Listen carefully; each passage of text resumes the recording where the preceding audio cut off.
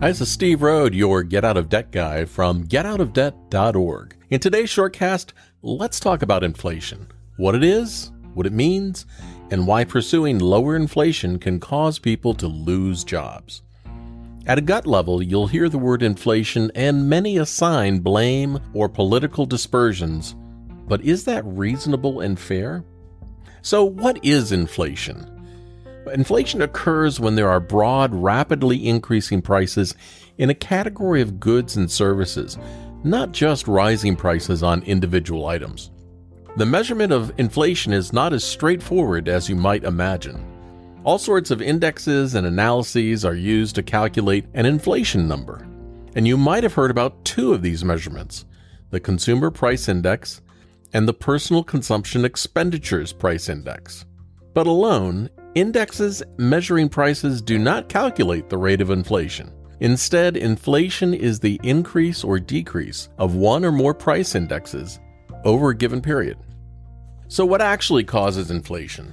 Well, a few significant categories can lead to higher prices of goods and services. Prices can increase if there's a shortage of goods or services. Inflation can occur if the cost of producing goods and delivering services increases.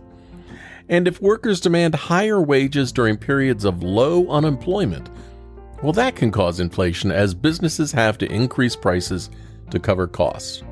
This typically happens in a growing economy. Most underlying inflation factors are not caused by the political party in office. For example, there are more causes of inflation like broken supply chains, a war in other parts of the globe, emotional uneasiness with the economy, and more. And take transportation-related inflation, for example. Higher gas prices and vehicle manufacturing supply chain issues lead to higher transportation costs.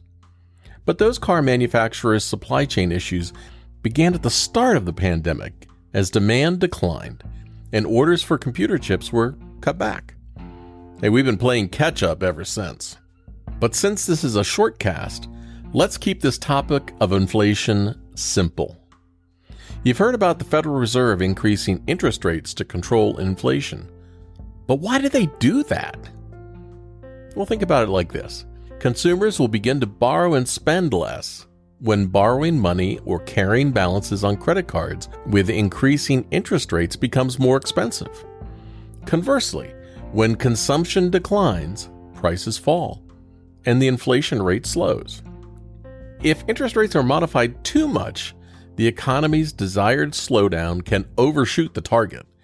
A rapidly slowing economy with high interest rates can lead to too much of a slowdown, and that's what we call a recession.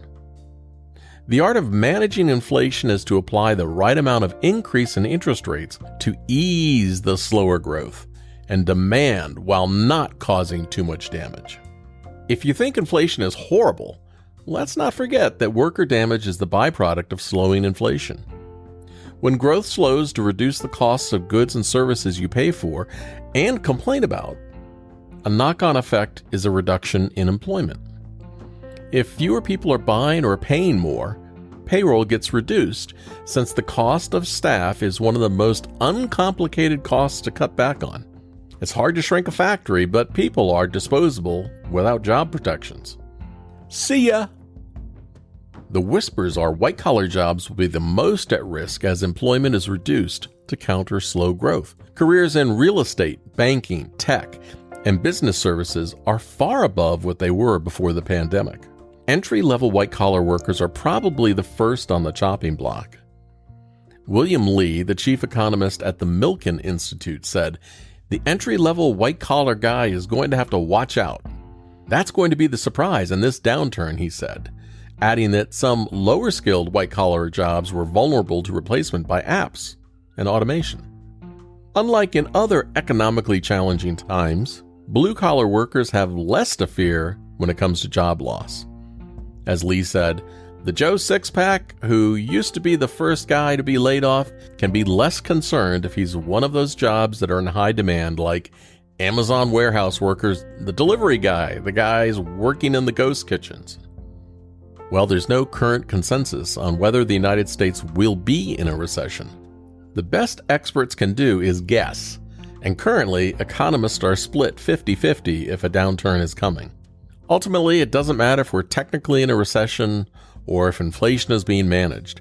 What matters most is what you're feeling about these issues. Emotions win out over facts every single day of the week. Hey, thank you for listening to my shortcast on inflation.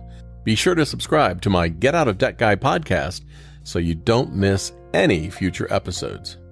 So for now, this is Steve Rode, your Get Out of Debt Guy, wishing you success, peace, and happiness. Till next time. Bye-bye.